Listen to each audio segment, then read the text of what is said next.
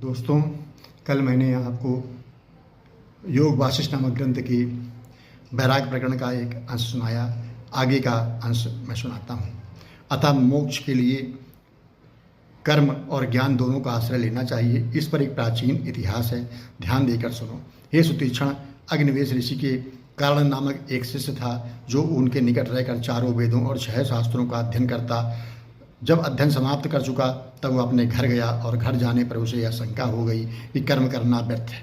इससे वह कर्म से रहित हो संशय युक्त मौन धारण कर घर में रहने लगा। एक दिन अग्निवेश जी वहां जा पहुंचे। देखा तो शिष्य की विचित्र अवस्था है। उन्होंने पूछा, हे पुत्र, यह क्या है कि तू कर्म का पालन क्यों नहीं करता? बिना कर्म के तुझे सिद्धियां कैसे प्राप्त होंगी? बतला, तू किस कारण कर्म से विस्मृत हो रहा है? अग्निवेश जी के ऐसा पूछने पर कारण ने कहा कि हे पिताजी, मेरे मौनावलंब का कारण यह है कि वेद के एक स्थान में लिखा है कि जब तक जीवित रहे तब तक जीवन पर्यंत अग्निहोत्र आदि के अज्ञादि समस्त कर्मों को करता ही रहे। और दूसरे स्थान में यह लिखा है कि न तो कर्म करने से ही मोक्ष होता है और न धन से, न पुत्र आदि, और केवल त्याग से ही मोक्ष की प्राप्ति होती है। तब इन दोनों में मुझे क्या कर्तव्य है? कृपा कर शंका को दूर कीजिए। अगस्त जी बोले कि सुतीक्षण, जब कारण ने पिता से ऐसा कहा तब उनका वचन सुनकर अग्निवेश ऋषि ने कहा कि हे पुत्र, इस संवाद में एक प्राचीन कथा है जो मुझसे सुनकर अपने हृदय में धारण कर लो, फिर तुम्हारी जैसी इच्छा हो ऐसा करना। प्राचीन काल में सब अप्सराओं में श्रेष्ठ एक सुरसि नाम की अप्सरा थी। एक समय वह हिमाचल पर्वत पर बैठी थी तो क्या देख रही थी कि आकाश मार्ग से इंद्र का दूत आ रहा है। जब वह निकट आ गया तब अप्सरा ने कहा कि हे दूत, तुम कहाँ से आ रहे हो और कहाँ जाओगे? कृपा कर मुझको बतलाओ।